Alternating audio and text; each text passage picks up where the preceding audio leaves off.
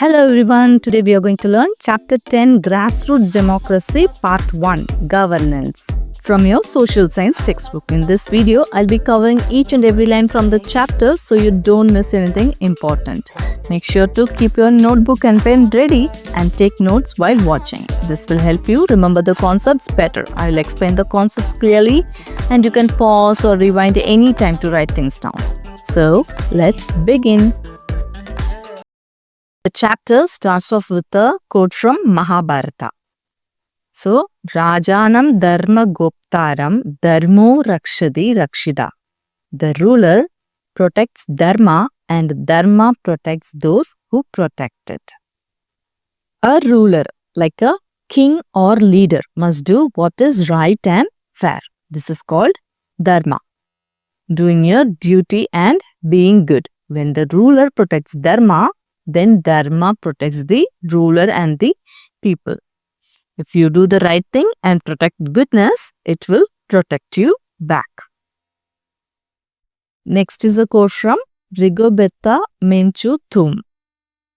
Rigoberta Menchú Tum is a human rights activist from Guatemala, a country in Central America. She became famous for fighting for the rights of poor and for the people who were treated unfairly or ignored. In 1992, she won the Nobel Peace Prize for her work. She is known all over the world for standing up for human rights and helping others. There is no peace without justice. That is, we can't have peace if people are treated unfairly. No justice without equality. Justice means treating everyone fairly, and that's not possible if people aren't treated as equals. No equality without development. To treat everyone equally, everyone must have the chance to grow, like having good schools, jobs, and healthcare. No democracy without respect to the identity and dignity of cultures and peoples. A real democracy means respecting everyone's background, culture, and self-respect. The big questions are, what is the meaning of governance? Why do we need a government? What is the meaning of democracy? Why is it important? So, we will learn the answers of these questions in this chapter. Introduction. Human beings have been living in communities for a long time. When a large number of people live together, there can be disagreements and disorder, and rules become necessary to maintain order and harmony in the society. So, people have always lived together in groups called communities. When many people live close, sometimes they disagree or fight. To keep things peaceful and organized, rules are needed. These rules help everyone live together fairly and safely. There are probably some simple rules at home that you are expected to follow. The school where you study has rules too. Some for students, others for teachers. In higher classes, students appearing for examinations must follow certain rules. Drivers on the road are expected to obey traffic rules. People employed in all kinds of jobs also need to follow the rules set by their employer, while the employers must also follow rules which they have committed to their employees. So, we follow rules everywhere in our homes, schools, and outside too. At home, there are simple rules like helping with chores and finishing your homework before watching TV, etc. Schools have rules for students and teachers to create a good learning environment. When students take exams, they must follow special rules to make sure the exams are fair. On the roads, drivers obey traffic rules to keep everyone safe. At work, employees must follow the rules set by their employers. Employees are the people who work for the employers, and employers are people or companies who give jobs to others. So employers set rules like coming on time or doing their task properly. And employers also have rules like treating their workers fairly, paying them on time, and providing a safe place to work. This way, both employers and employees respect each other and work smoothly. What would happen if no one followed those rules? A simple answer is that society would not be able to function. But what if no one followed the rules? There would be a lot of confusion and problems. People might argue and things would become unsafe. Without rules, it would be very hard for society to work smoothly. Describe the two pictures given in figure 10.1 on page 151. What differences do you see between them? In figure 10.1 first picture, cars and bikes are following traffic rules, people are walking on the footpath, and the road looks organized and safe. In the second picture, people are not following traffic rules. Vehicles are moving chaotically, and some are crossing red lights, and there are accidents and confusion. The road looks crowded and unsafe. How do you connect this with our discussion on rules? These pictures show why rules are important. When people follow rules like traffic signals, everything works smoothly and safely. But when the rules are ignored, it leads to chaos and accidents and danger for everyone. What are some of the rules in your school? Who made them? So, what are the school rules we follow? Being on time, wearing school uniform, not running in the hallways, listening to teachers, and respecting classmates. Who made these rules? These rules were made by school principal and teachers. Who makes the rules and why? How are they made? These are some of the questions we will explore in this chapter. The process of taking decisions, organizing the society's life with different sets of rules, and ensuring that they are followed is called governance. The group of individuals or the system that makes the rules and ensures that they are followed is called a government. Some of the more important rules are called laws. So in this chapter, we will learn about who makes the rules, why rules are made, and how rules are made. The people or group that make these rules and make sure that these rules are followed are called government. And the process of deciding on rules, organizing society, and making sure everyone follows them is called governance. Some of the most important rules are called laws. This does not mean that rules and laws are set once and for all. Just as you might discuss a particular rule at home with your parents or as a student body might ask the school or university management to change a rule, citizens also have a say in the laws and rules governing the society. We will see how this takes place. So, rules and laws are not fixed forever. Just like you can talk with your parents to change a rule at home, or students can ask their school to change a rule, people in a country can also help by sharing their opinions in making or changing laws. In this chapter, we will learn how this happens. Can you identify the categories of public service or other activities that are represented in the 10 pictures in figure 10.2 on page 152? So, we need to identify the categories of public service in these pictures in figure 10.2. In the first picture, roads are being made. Building roads comes under the category of infrastructure development. In the second picture, we see a train. This comes under the category public transportation. Here we see soldiers guarding our country. This is part of the National Security and Defense Services. Here, doctor is checking patients. This comes under the category healthcare services. Here, rescue workers are helping in a disaster. This comes under the category disaster relief and emergency services. Here we see a traffic police on duty. This is regulatory and law enforcement services. Next is the picture of Supreme Court of India. It represents the judiciary. Here, teacher is taking class. This comes under the category education.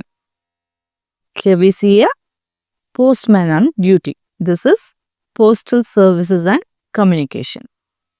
Here, people are availing bank services. This comes under the category banking and financial services.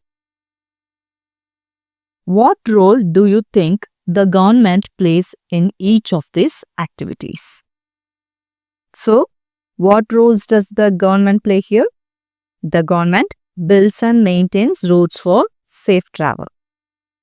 It runs and manages trains and other public transport for people to move easily. The government supports the army to protect our country and keep us safe. It provides healthcare services. It organizes disaster relief teams. Government employs traffic police to keep roads safe. The government appoints judges, ensures courts function, and makes sure justice is given to everyone fairly. Government runs schools and hires teachers to educate children. The government operates the postal systems to send letters and packages. It makes sure that banks help people and keep their money safe. Can you think of other aspects of your daily life where the government plays an important role? So what else does government do for us? It provides clean water and electricity. It runs public parks and libraries. It ensures our safety through police and fire services. It protects our environment and wildlife.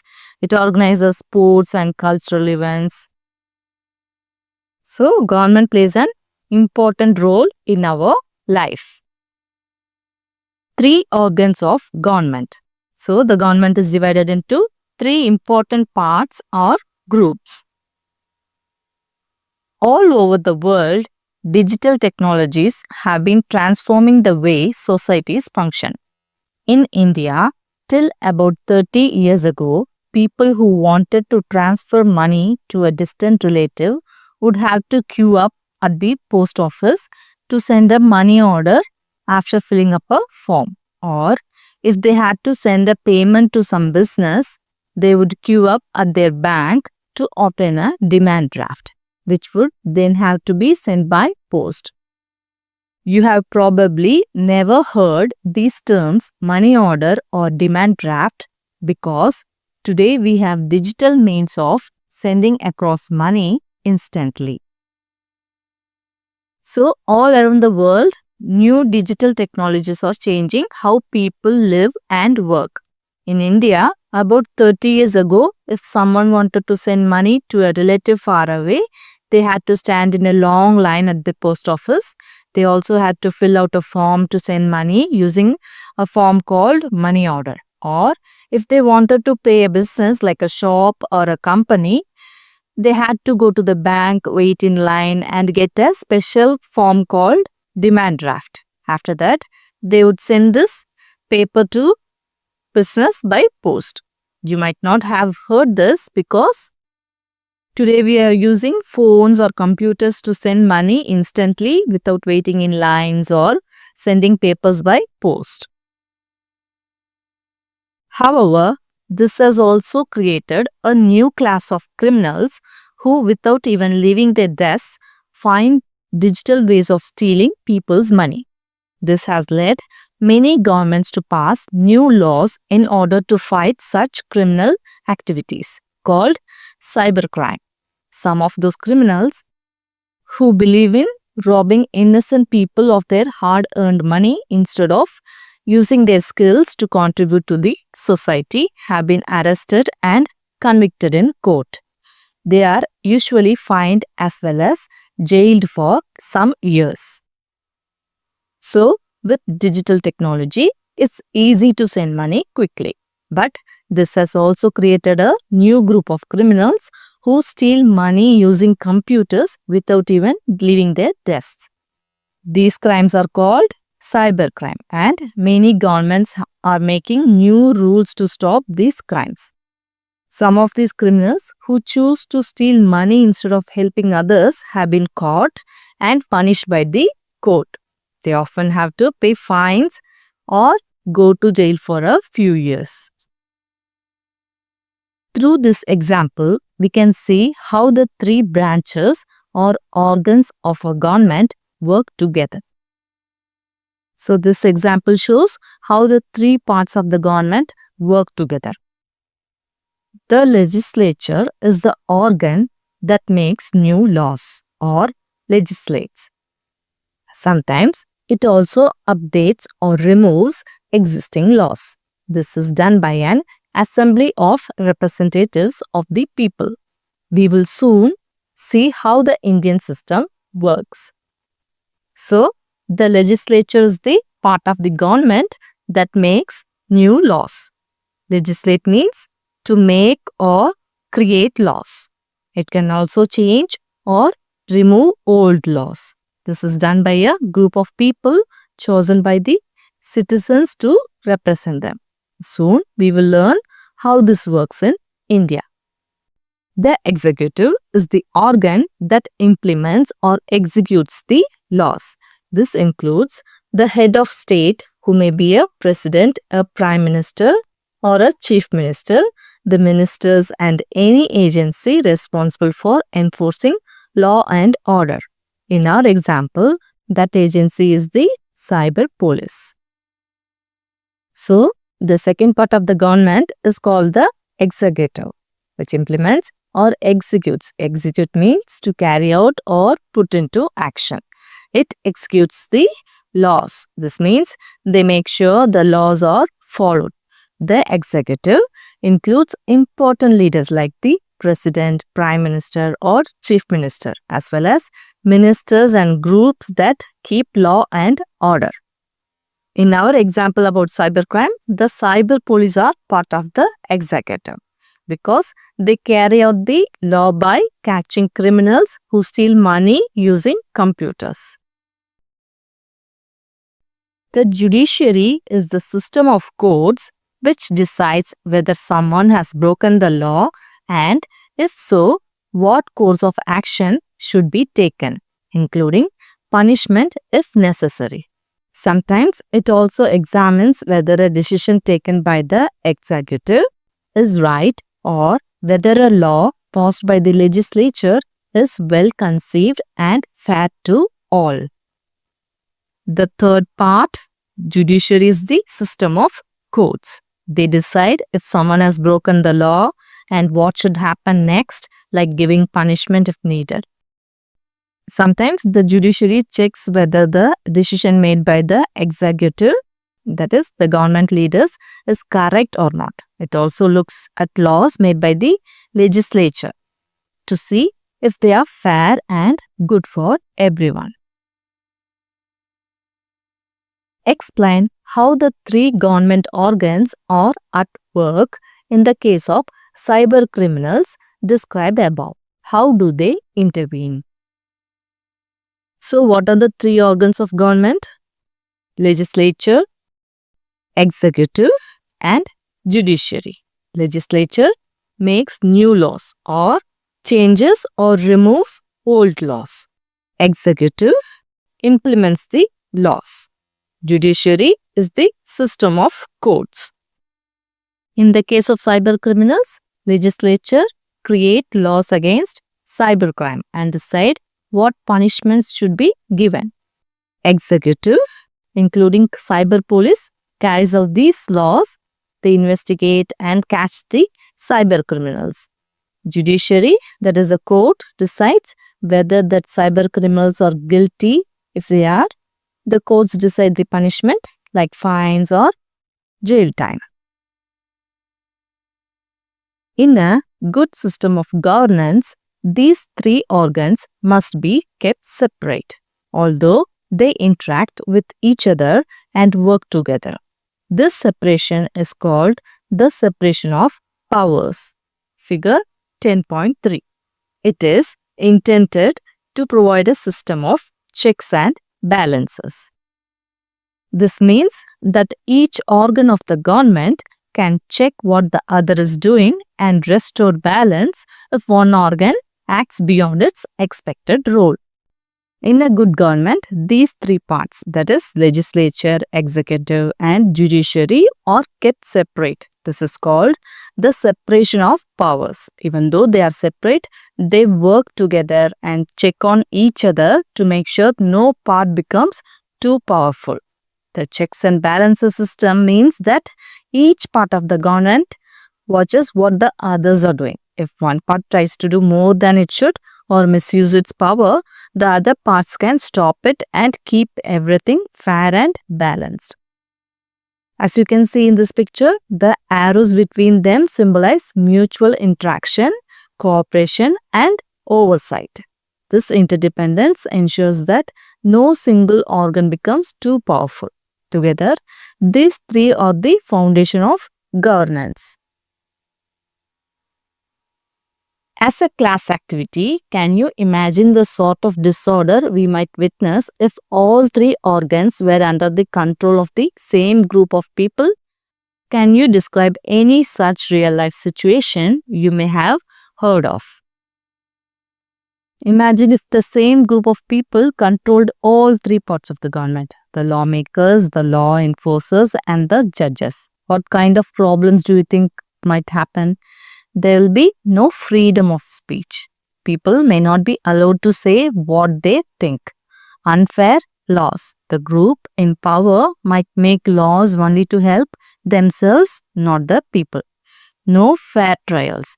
Judges may always support the rulers, so people don't get justice. Corruption. Without anyone to stop them, the leaders might take bribes or misuse money. Fear and confusion. People may be scared to speak up or protest because there is no one to protect their rights. For real-life examples, in some countries, one leader or party has controlled everything for many years and people have less freedom or rights. Sometimes dictatorship happens where one person has all power and makes all decisions without listening to others. 3 levels of government. Any government operates at 2 levels at the least, local and national. In many countries, including India, it functions at 3 levels or tiers, local, state or regional and national. Each level deals with different matters. To use a comparison, if a bulb in your home is not lighting up, you will first check the bulb, switch, fuse, etc. If that does not work, you may call an electrician. If it is found that the problem is not within your home, you may need to go to the electricity board and file a complaint. These are also 3 levels of dealing with a problem. So, every government works at least on 2 levels, local and national. In many countries like India, there are 3 levels, local, state or regional and national. Each level takes care of different problems. To understand this, think about a bulb in your home that's not working. What you do when that bulb is not working? First, you check the bulb, switch or fuse. So, this is like the local level. If you are not able to fix it, you call an electrician. This is like the state level. And if the electrician tells it is not the problem in your house, it is the problem outside your home, then you contact the electricity board. This is like the national level. So, there are 3 levels to solve the problem, just like governments do in our real life. In India, we have local governments, state governments, and central or union government. Figure 10.4 on page 155. Imagine that following heavy rain for a few days, there is a flood in a part of a district. If it is not too severe, the local authorities may be able to deal with it. If it involves several towns and many villages, the state government will step in and send rescue teams to help affected people. But if it's a massive flood affecting vast areas, the central government may also come to help by sending relief supplies, the army, etc. These are the 3 levels again. So, in India, there are 3 levels of government: local, state, and central or union government. Imagine there is a flood after heavy rain. If it's a small flood in one area, the local government can handle it. And if many towns and villages are affected, the state government steps in to help with things like food, shelter, and rescue. If the flood is very big and affects many areas or most part of the state, the central government will step in to provide more help, like sending relief supplies and the army to keep people safe. This shows how the 3 levels of government work together to help people depending on the size of the problem. As you can see in this picture, local government takes care of small places like towns or villages. State government looks after bigger areas called states. Central government manages the whole country. Many of our institutions have mottos inspired by the wisdom of our ancient text. The Government of India's motto, for example, is Satyameva Jayate, which means truth alone triumphs. The Supreme Court's motto is Yato Dharmastato Jaya, or where there is dharma, there is victory. Many important offices and institutions in India have special mottos. Motto means a short and meaningful sentence or phrase that expresses an important idea or belief. So, they have special mottos that share wise messages from our ancient text. The Government of India's motto is Satyameva Jayate, which means truth alone triumphs. This reminds us that truth always wins in the end. The Supreme Court's motto is Yato Dharmastato Jaya, which means where there is dharma, there is victory. This means that when people or leaders do what is right and fair, which is called dharma, they will succeed in the end. This motto reminds the court to always follow justice and fairness when making decisions. The table on the facing page provides in summary a general framework of the main functions of the government's 3 organs at the national and state levels. Their details, including the precise role of the assemblies, will be studied in greater depth in grade 7. Local government is not mentioned here, as we will look at it more closely in the next 2 chapters. So, the table on the next page gives a summary of what the 3 parts or organs of the government do at the national and state levels. You will learn more about this work, especially the role of assemblies, in grade 7.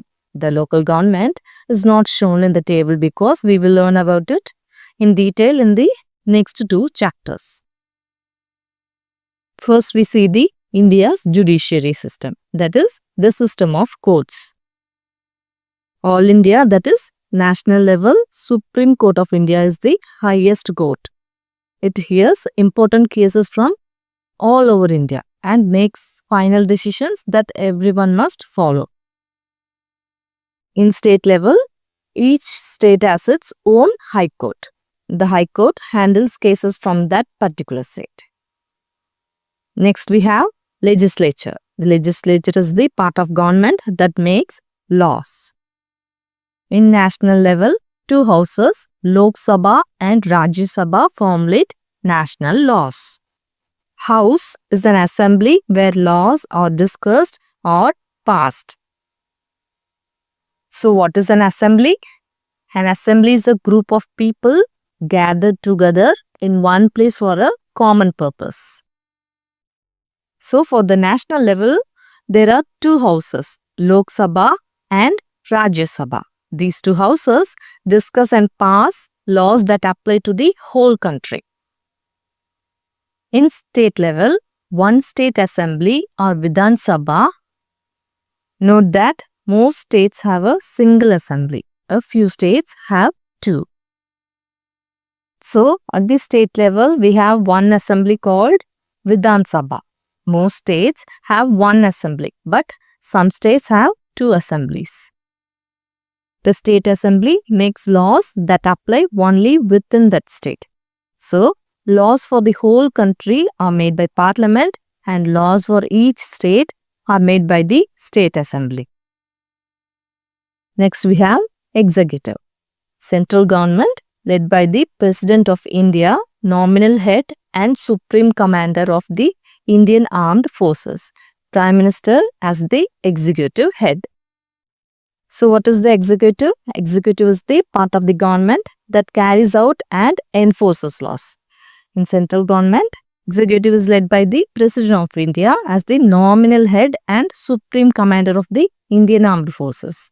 Nominal means name only. It means in our case that the President of India and the governor of the state are not the actual executive heads. They do have certain powers under special circumstances but normally do not interfere in the affairs of the central or state government. So, the President of India and the governor of a state are called nominal heads. This means they are the official leaders by name, but they don't usually run the government or make decisions. They have some special powers, but most of the time they don't interfere in how the government works. So, the Prime Minister is the real head of the executive. He runs the country and makes important decisions. State government led by the governor, nominal head, chief minister as the executive head. So similarly, in state government, governor is the nominal head of the state and chief minister is the real head of the state government. So, the president and the governor are like the faces of the government, while the prime minister and chief minister actually lead and manage the country and states. Functions and responsibilities of the executive. The list is not exhaustive. So, we will see some of the important duties of the executive, but this list doesn't include everything. These are some of the important things the central government is taking care. Defense, that is keeping the country safe with the army. Foreign affairs, that is working with other countries. Atomic energy, using powerful energy sources safely. Communications, making rules about phones, internet and media. Currency, that is printing and managing money. Interstate commerce, trade between the different states. Education, planning for schools across the country. Formulation of national policies, making big plans and rules for the whole nation. And these things are taken care by the state government. Police, law and order, that is keeping people safe and making sure laws are followed in the state. Adaptation and implementation of laws made by the central government at the state level. That is, following and using the rules made by the central government. Public health, taking care of hospitals, clinics and people's health in the state. Education, running schools and colleges in the state. Agriculture, helping farmers and growing crops. Irrigation, giving water to farms through canals and other systems. Local government, helping cities and villages run properly. Here we see education coming under both central and state governments. Here, the central government makes big plans for the whole country. For example, what subjects should be taught, national exams, or programs like scholarships. The state government take care of schools, like hiring teachers, running public schools, and giving books to students. Observe the table, figure 10.5. Highlight the functions and responsibilities that affect your life the most. Ask 2 or 3 adults about their connection or interaction with the government. At what levels does it take place and for what purpose? So, by looking at the table, we need to observe what functions are closely connected to your everyday life. Education, your school and learning system, are run by the state government and guided by the central government. Public health, hospitals, clinics, health checkups are mostly handled by the state government. Police and law and order, the state executive manages safety and peace in your area. Irrigation and agriculture, it is important for your family if it is involved in farming.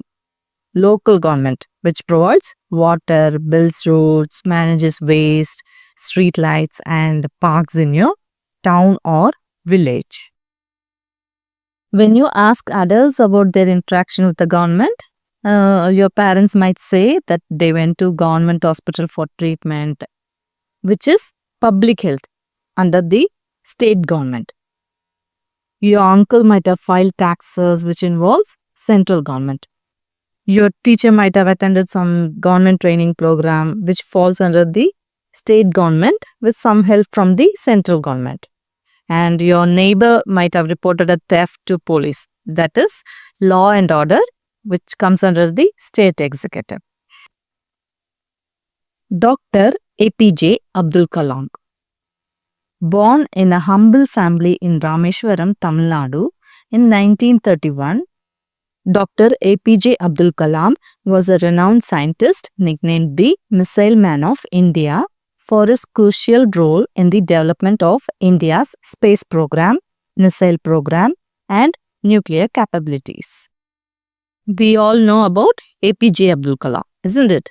He was born in 1931 in a small family in Rameshwaram, Tamil Nadu.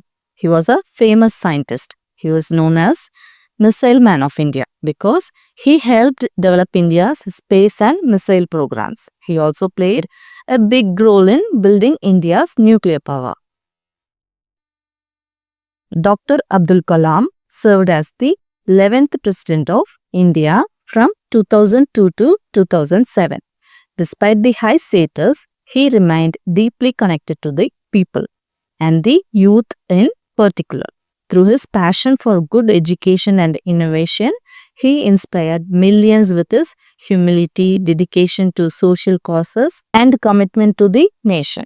He tirelessly encouraged young Indians to dream big and work hard to achieve their goals. Dr. Abdul Kalam was the 11th President of India from 2002 to 2007. Even though he held a very important position, he stayed very close to the people, especially young students. He loved education and new ideas and inspired millions with his humble nature and dedication to help the country. He always encouraged young people to dream big and work hard to reach their goals. Dr. Kalam showed that even though his position as the President of India was nominal, he could play an important role, impacting countless lives. That is, even though the President of India is a nominal head, Dr. Kalam showed that he could still make a big difference. He helped and inspired many people. Let us meditate on a few of his inspiring thoughts.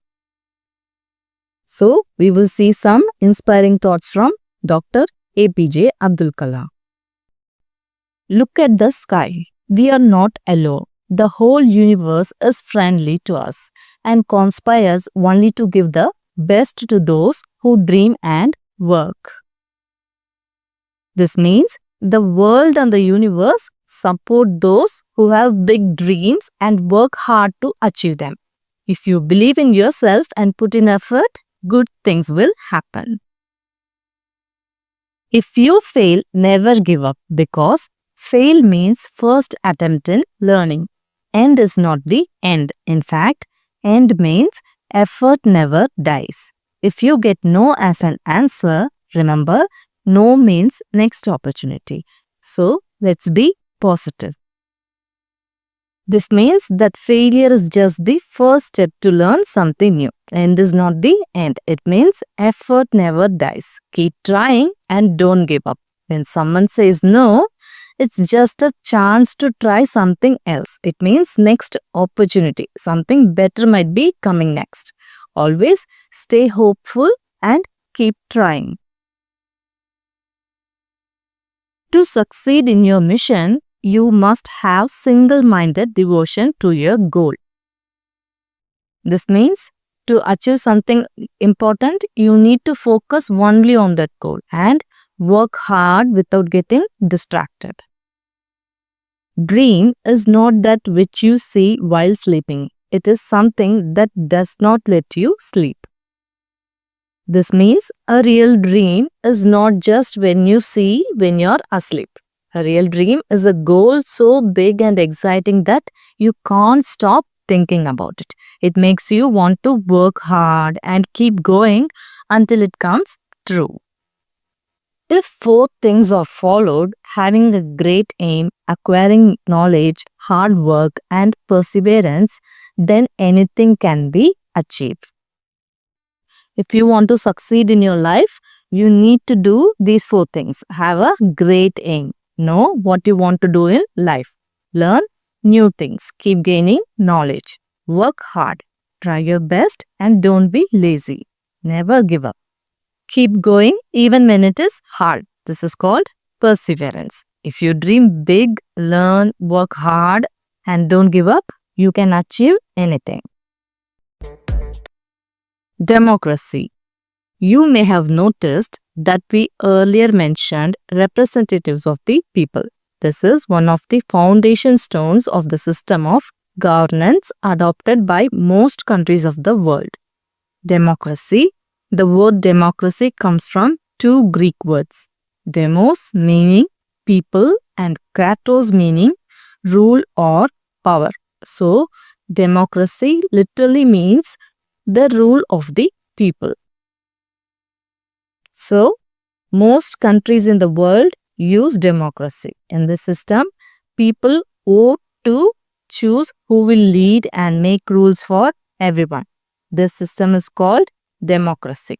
So, system of governance means the way a country is ruled or managed. That is the system which a country uses to make laws, choose leaders, take care of the people, keep everything fair and safe. For example, democracy is one kind of system of governance where people choose their leaders by voting. These leaders are called representatives of the people because they speak and make decisions for the people.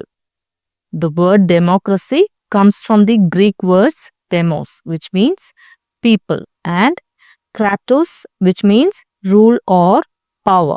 So, democracy literally means the rule of the people. But can all people actually rule? It is clearly not possible.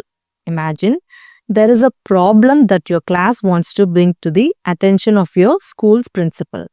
Maybe there is something wrong with the classroom or with the school's infrastructure. Or perhaps you would like to propose a certain date for your field trip. Will the entire class go to the principal? It would clearly not be practical. In many schools, classes have a class monitor or class representative whom the whole class elected. Even if there is none, one representative can be selected for the specific purpose. It will be enough to send the representative to the principal. Can every single person in a country make decisions and run the government? No, that's not really possible. There are too many people. Imagine your class has a problem. Maybe the fan is broken, the benches are old, or you all want to go on a field trip on a certain date.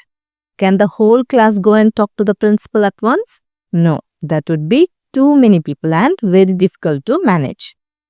That's why many classes choose a class monitor or class representative. The class votes to choose someone. Even if there is no one, you can still pick one person to go and talk to the principal. So, sending just one chosen person to speak for everyone is good enough. That person will explain what the whole class wants. It is the same principle at the state or national levels. Through elections, people vote for representatives who will be elected members of their respective assemblies. They are generally called members of Legislative Assembly or MLAs at the state level and member of parliament or MPs at the national level. All these members discuss laws, problems and solution in the assemblies, and through dialogue and debate try to convince each other whenever there are different opinions. The same idea works in your state or the whole country. People take part in elections where they vote to choose their representatives, and the people we vote for have special names. In a state, they are called MLAs. This stands for Member of Legislative Assembly. In the whole country, they are called MPs. This means Member of Parliament. These MLAs and MPs meet in big groups called assemblies. They talk about laws, that is, rules for everyone, problems people are facing, and ways to solve those problems. When they don't agree, they talk, which is called dialogue, and debate, that is, share different opinions. Even if they don't all agree, they try to convince each other and find the best solution for everyone. Like any modern democracy, therefore, India is a representative democracy. It is also the world's largest democracy with some 970 million voters in 2024. In principle, all Indian citizens above the age of 18 have the right to participate in these elections. This means, just like other modern countries, India is a representative democracy, which means people choose leaders to speak and make decisions for them. India is the largest democracy in the world. In 2024, about 970 million people in India were allowed to vote. That's a huge number, isn't it? Everyone in India who is 18 years old or older is allowed to vote in elections. This is their right, which means it's something they are allowed to do by law. So, all these people can take part and help choose the leaders of the country. Imagine that your class is planning to go for a picnic. There are two possible places, A and B. The class discusses the pros and cons, distance, time, cost, availability of basic facilities, etc. It becomes difficult to arrive at a decision. So, your teacher decides that voting can solve the problem. The number of students in favor of place A raise their hands. Then, the number of students in favor of place B raise theirs. The decision is taken by whichever option gets a larger number of raised hands. This process is called voting. This is a case of direct democracy, where every student's opinion was taken to finalize the place. Let's say your class is planning for a fun picnic and you have to choose between two places, place A and place B. Everyone talks about the good and bad points. That is called pros and cons of each place. Your class talks about things like how far the places are, how much time it will take, how much money it costs, and what facilities they have. Even after talking, the class can't agree on which place to choose. Some want A and some want B. To make it fair and simple, the teacher says, let's vote. This means everyone will choose by raising hands. First, students who want to go to place A raise their hands. Then, the ones who prefer place B raise their hands. The teacher counts how many hands are raised for each. Whichever place gets more votes wins. This fair method of deciding by majority is called voting. So this is an example of direct democracy. It means every student gave their opinion and helped decide the final answer. The term grassroots democracy refers to a system that enables and encourages the participation of ordinary citizens. The base of the pyramid we saw in figure 10.4 on page 155. In such a system, the citizens can have a say in decisions which affect them. We will study more features of Indian democracy in the next 2 chapters and also in later grades. So, grassroots democracy means a system where ordinary people like you and me are encouraged to take part in decision making. The word grassroots means the bottom level, like the bottom part of a pyramid. These are the people at the local level, like villagers, townspeople, or small communities. In this kind of system, citizens are allowed to give their opinion and help make decisions about things that matter to them, like roads, water supply, schools, or healthcare in their area. We will learn more about how Indian democracy works in the next 2 chapters of this book. Later, when you move to higher classes, you will learn about even more details. Before we move on, no country can run without governance and government. So, every country needs a way to be managed and rules to follow. That's why we need a government. That is a group of people who run the country. Governance, the way they make decisions and take care of the country. Without a government, there would be confusion, no rules, and no one to solve problems or make sure things are fair. A modern government has 3 organs: legislative, executive, and judiciary, which need to work together. A modern government has 3 parts that do different jobs. Legislative, this part makes the laws or rules for the country. Executive, this part carries out the laws and runs the day-to-day work of the government. Judiciary, this part makes sure laws are followed and solves disputes or problems. All these 3 parts need to work together so the country runs smoothly and fairly. The Indian government functions at 3 levels: center or national, state, and local. So, the government in India works in 3 levels: center or national level. This government looks after the whole country. It takes care of big things like defense, money, and foreign affairs. State level, each state has its own government that looks after things in that state, like schools, roads, and hospitals. Local level, this is the government closest to the people, like the village or the town. It handles small local problems like water supply, street lights, and cleanliness. Democracy is the overall framework for this system. It functions through elected representatives both at the state and the national levels.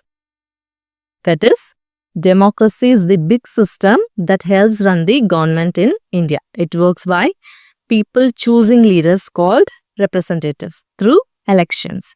These representatives speak and make decisions for everyone. This happens both at the state level for the state government and the national level for the central government. I hope you enjoyed learning about governance as we complete our chapter 10. If you found this video interesting, don't forget to like, share, and subscribe to our channel. See you soon in our next video. Bye bye.